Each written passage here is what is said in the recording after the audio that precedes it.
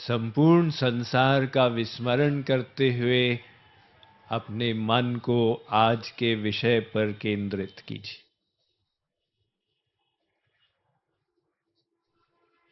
कल आप लोगों को बताया कि ज्ञान प्राप्ति का जीवन में कितना बड़ा महत्व है और ज्ञान से इतना हम जीवन में परिवर्तन ला सकते हैं यदि हम ज्ञान की 3 सीढ़ियों को पार करें। ये 3 सीढ़ियां हैं श्रवण, मनन और निदिध्यासन। सुनना, विचार करना और बुद्धि से निश्चय करना। तो ऐसा ज्ञान जो निस्संदेह हो, उत्कृष्ट आध्यात्मिक ज्ञान हो, ऐसा ज्ञान हमको कहां से मिले? इसके लिए हमने वेद को अथॉरिटी माना। ये वेद जो है भगवान के द्वारा प्रकटित ज्ञान है। तो भगवान के समान वो वेद सनातन है, अर्थात जब से भगवान है तब से उनका वैदिक ज्ञान है। और वेद का भी जो ज्ञान कांड है इसे उपनिषद कहते हैं। तो हमने यहां पर तैत्तिरीय उपनिषद को विषय बनाया ज्ञान चर्चा के लिए। ये तैत्तिरीय उपनिषद में 3 वल्ली हैं। एक शिक्षावल्ली, फिर ब्रह्मानंद वल्ली और फिर भृगुवल्ली। प्रत्येक वल्ली में अनेक अनुवाक हैं, अर्थात सेक्शंस, और प्रत्येक अनुवाक में 1, 2 इत्यादि मंत्र हैं। आप में से कई लोग कल उसे प्राप्त किए थे, हम उसका अनुवाद किए हैं हिंदी में। तो एक एक मंत्र करके हम नहीं लेंगे इसको, हम विषय के क्रम से लेंगे, समझने की दृष्टि से। क्योंकि ये उपनिषद इतने गूढ़ हैं, गीता के समान नहीं है कि यहां से प्रारंभ करके यहां जा रहे हैं। ये ऐसे घूमते हैं कि कई बार सिर पैर निकालना मुश्किल होता। तो समझने समझाने की दृष्टि से हम एक एक विषय लेके आपके सामने रखते जाएंगे। इस तैत्तिरीय उपनिषद में 3 प्रकार का ज्ञान आता है: संबंध, अभिधेय और प्रयोजन। प्रयोजन माने भगवान, हमारा जीवन का लक्ष्य क्या है। संबंध माने भगवान से हमारा संबंध क्या है। अभिधेय माने वो संबंध कैसे स्थापित होगा। तो हम प्रयोजन को लेते हैं। हमारा प्रयोजन क्या है? भगवत प्राप्ति। क्यों? क्योंकि भगवान से ही हम सब उत्पन्न हुए और ये जो संसार है ये भी भगवान से प्रकटित हुआ। तो ये तैत्तिरीय उपनिषद के ब्रह्मानंद वल्ली के प्रथम अनुवाक का प्रथम मंत्र कहता है: तस्माद्वा एतस्मादात्मन आकाश संभूत आकाशाद् वायोर्वायोरग्निः अग्नेरापः अदभ्य पृथ्वी पृथिव्यौषधय औषधीभ्योऽन्नम् अन्नात् पुरुषः स वा एष पुरुषोऽन्नरसमयः। ये तैत्तिरीय उपनिषद हमको बता रहा है कि संसार कैसे बना। संसार के निर्माण के बारे में अनेक दार्शनिकों ने इतिहास में विचार किया और विभिन्न विभिन्न मत प्रतिपादित किए। इन कुछ मतों को हम सुन के और उसके पश्चात इसका निराकरण हम तैत्तिरीय उपनिषद के इस मंत्र से करेंगे कि ये संसार का निर्माण हुआ तो कैसे हुआ। यीशु कृष्ण ईसा मसीह से भी पहले यूनान में कुछ फिलॉसफर लोग हुए जिन्होंने तत्व चिंतन किया। उनमें एक थे थैलीज।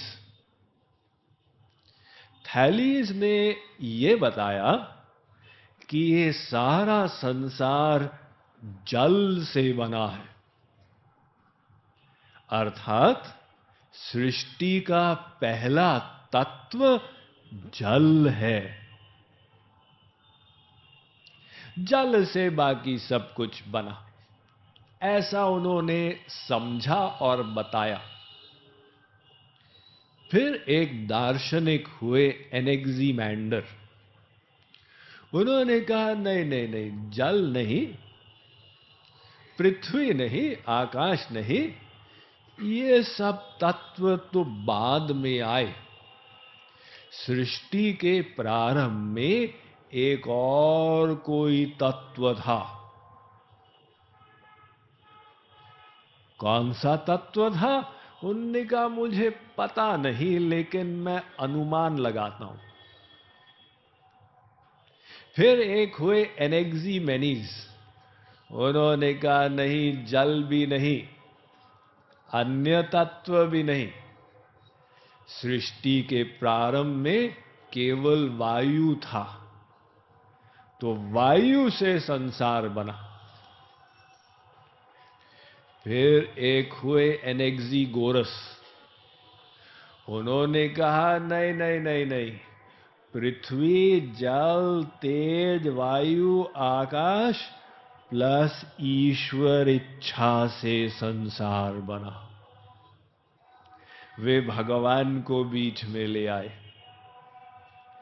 एक और हुए पारमेंडीज। उन्होंने कहा तुम्हारा प्रश्न क्या है? यह संसार कैसे बना? तुम्हारा प्रश्न गलत है। क्यों? संसार बना ही नहीं, ये सदा से बना बनाया है, हमेशा था, हमेशा रहेगा। फिर एक हुए पाइथागोरस।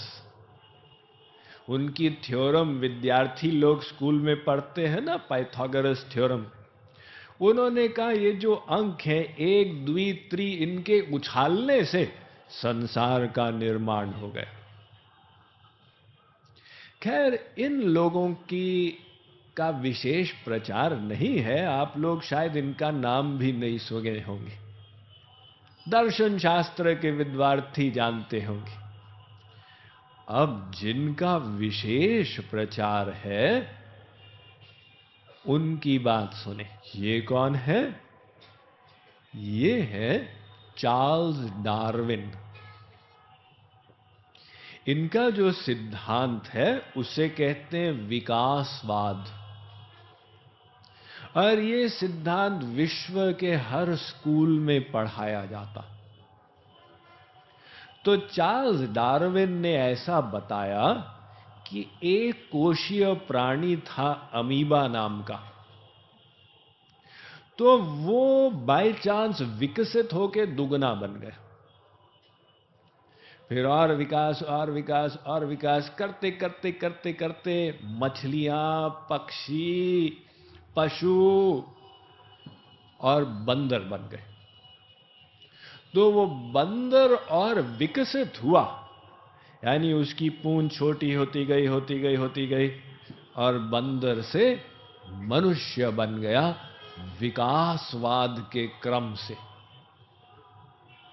ऐसा चार्ल्स डार्विन ने माना और ये सिद्धांत को विश्व भर के वैज्ञानिकों ने अपना लिया। अब डार्विन महोदय से हम लोग बात करते हैं। क्यों डार्विन महोदय, आप जो कहते हैं कि बंदर से मनुष्य बना, तो आजकल हम देखते हैं कि एक बीज से पौधा उत्पन्न होता और पौधे से वृक्ष बनता। क्या ये क्रम 10,000 वर्ष पहले भी था? हां, था तो सही। तो जब क्रम वही है, अगर प्राचीन काल में बंदर विकसित होके मनुष्य बने, ऐसा विकास आजकल क्यों नहीं हो रहा है? आपका विकासवाद आज बंद क्यों हो गया है? आज तो हम नहीं सुनते कि वो महेंद्रगिरी के पास बंदर थे 10,000 और वो धीरे धीरे विकसित होकर मनुष्य बन गए। अगर पहले विकास हुआ तो आज भी होना चाहिए था। दूसरा पॉइंट, अगर ऐसा विकास हुआ कि बंदर विकसित होकर धीरे धीरे मनुष्य बना, तो बीच वाले प्राणी आए होंगे।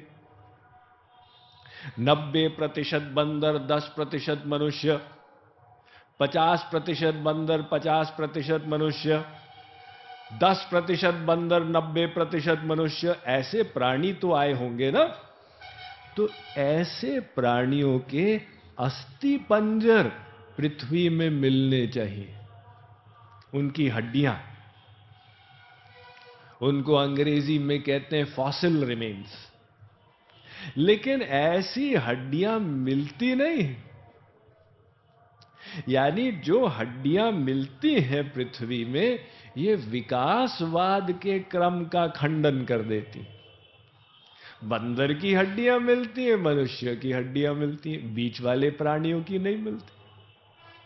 अब यदि आप कहें साहब वो तो मिसिंग लिंक बाय चांस गायब हो गई, तो ठीक है, बंदर और मनुष्य के बीच वाला मिसिंग लिंक गायब हो गया। शेष जो 84 लाख हैं, उनके तो मिसिंग लिंक मिलने चाहिए। अगर गधे से घोड़ा बना तो 50% गधा, 50% घोड़ा, ऐसे प्राणी की हड्डियां मिलनी चाहिए। ऐसे क्योंकि कोई मिसिंग लिंक्स नहीं मिलते, तो फिर हम कैसे मान ले कि विकास हुआ?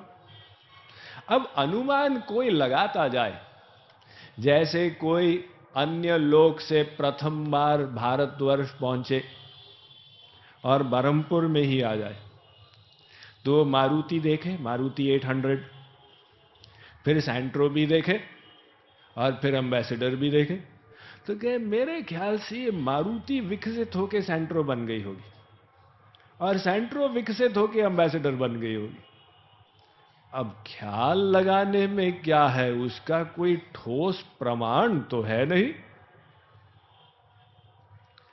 एक और आपको तर्क देते हैं। देखिए, ये जो अमीबा नाम का प्राणी था, इसमें आंख नहीं थी, देख नहीं सकता था। अब बिना आंख वाले प्राणी से आंख वाले प्राणी कैसे आ गए? ये विकास से नहीं हो सकता, क्योंकि आंख ऐसा नेत्र है, ऐसा ऑर्गन है जिसमें अरबों पुर्जे हैं। वो सब एक साथ कार्य करें तब आंख से आप देख सकते हैं। यानी ऐसा नहीं कि आंख वाला प्राणी नहीं था, बाई चांस आंख वाला हो गया। उसमें अरबों खरबों स्टेप्स हैं, और जब तक सब स्टेप पूरे नहीं हो जाएंगे तब तक ये आंख काम नहीं करेगी। तो बाई चांस वाले विकास से आंख नहीं बन सकती। हर प्रकार से यही सिद्ध होता है कि बंदर से मनुष्य विकसित नहीं हुआ, मनुष्य इसी रूप में प्रकट किया गया संसार में। एक बार एक अमेरिका के लड़के का भारत की लड़की से प्रेम हो गया, तो उसने लड़की के पिता से निवेदन किया कि हम आपकी लड़की से विवाह करना चाहते हैं। पिता ने कहा, भाई देखो वो तो ठीक है, अब तुम्हारा प्रेम है, तुम ऐसा चाहते हो, लेकिन हमको ठीक नहीं लगता। क्यों? क्योंकि हम लोग ऐसा मानते हैं कि हम ऋषि मुनियों की संतान हैं। कोई आप पूजा कराते हैं, पंडित जी पूछते हैं कौन सी गोत्र के हो, शांडिल्य गोत्र, विश्वामित्र गोत्र इत्यादि, तो हम लोग तो ऋषि मुनि की गोत्र के हैं और तुम बंदर गोत्र के हो। तुम ऐसा मानते हो कि हमारे पूर्वज बंदर थे, तो तालमेल कैसे होगा? अब डार्विन के सिद्धांत को छोड़िए, उनसे ये पूछिए कि ये संसार को बने कितने वर्ष हुए, सृष्टि कब हुई? तो डार्विन के एक फॉलोअर हुए हैकल। ये हैकल महोदय ने कहा कि संसार को बने 8,10,000 वर्ष हुए, हैकल महोदय ने कहा। और आजकल के जो भूगर्भ शास्त्री हैं वो कार्बन डेटिंग से, रेडियम डेटिंग से बताएंगे कि ये सृष्टि 13 अरब वर्ष पुरानी है, हमारी पृथ्वी इत्यादि 13 अरब वर्ष। और हैकल महोदय कहते हैं 8,10,000 वर्ष। अब आश्चर्य की बात सुनिए, एक अमेरिका में वैज्ञानिक थे डॉक्टर रोड, वो अपने घर की खुदाई कर रहे थे, तो उनको एक जूता मिला। उन्होंने जूते की जांच की तो पाया कि इसकी सिलाई 60 लाख वर्ष पुरानी है और आजकल के जूतों से श्रेष्ठ।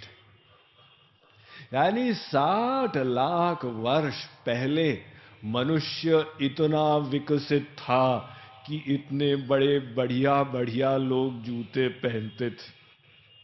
तो अगर मनुष्य 60 लाख वर्ष पहले इतना विकसित था, डार्विन के अनुसार 21वीं कड़ी में मनुष्य बना, तो अगर एक कड़ी में हम 1 करोड़ वर्ष लगा दें, 60 लाख वर्ष पहले इतना विकसित था तो 1 करोड़ वर्ष तो हो गए मनुष्य को, और 1-1 करोड़ आप 21 घड़ी को लगा दें तो ये संसार को बने 21 करोड़ वर्ष हो गए।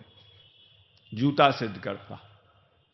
और हैकल महोदय कहते हैं 8,10,000 वर्ष, और भूगर्भ शास्त्री कहते हैं 13 अरब वर्ष। अब हमारे शास्त्र क्या कहते हैं इसको भी सुन लीजिए। हमारे शास्त्र कहते हैं कि इस संसार को बने 1 अरब 97 करोड़ 29 लाख 49,000 और 114 वर्ष हुए। हमारे यहां पर सब नपा तुला हिसाब किताब है, कोई गड़बड़ नहीं। 4,32,000 वर्ष का ये सतयुग कलयुग है, इसका